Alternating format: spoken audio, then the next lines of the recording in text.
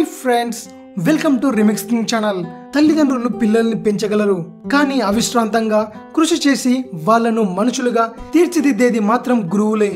వారికి బుద్ధిని మనసుని నియంత్రించుకోవడం నేర్పి అభ్యుదయ పథంలో నడిపించేది గురువే.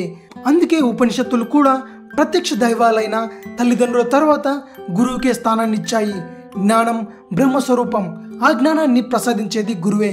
అందుకే గురు బ్రహ్మ, గురు విష్ణు, గురుదేవ మహేశ్వర అంటారు. 4 ముఖాలు బ్రహ్మ రూపాలైతే 4 చేతులు విష్ణు లక్షణం, త్రినేత్రం శివుడి రూపం. కానీ ఈ ముగ్గురి లక్షణాలను పుణికిపుచ్చుకున్న నిజ రూపమే గురువు. ఈ దేశంలో ఎందరో మహానుభావులు, మహాత్ములైన గురువులు ఉన్నారు. కానీ సర్వ గురువులకు గురుస్థానీయుడు మాత్రం వేదవ్యాసుడే. వ్యాసుడు భారతీయ సంస్కృతికి రూపమిచ్చాడు. భాగవతాది పురాణాలు లోకానికి అందించాడు. వ్యాస భగవానుడు ఆషాఢ పూర్ణిమ నాడు జన్మించాడని కొందరి నమ్మకం. మహోత్కృష్టమైన బ్రహ్మసూత్రాలు ఈ రోజునే ప్రారంభించారని చెబుతారు. అందుకే గురు పౌర్ణమిని వ్యాస పౌర్ణిమ అంటుంటారు.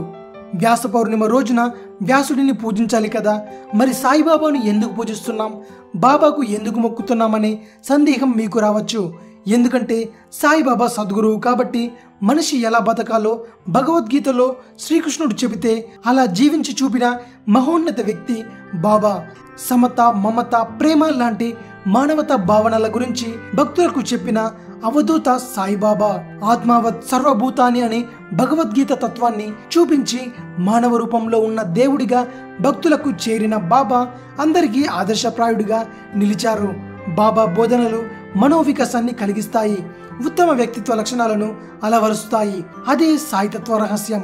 అందుకే గురు పౌర్ణమి రోజున సాయిబాబాను అందరూ ఆరాధించడానికి కారణం. ఇది విషయం. మరిన్ని ఇంట్రెస్టింగ్ న్యూస్ కోసం రిమిక్స్ కింగ్ ఛానల్ ని సబ్స్క్రైబ్ చేయండి. Thanks for watching. బాయ్.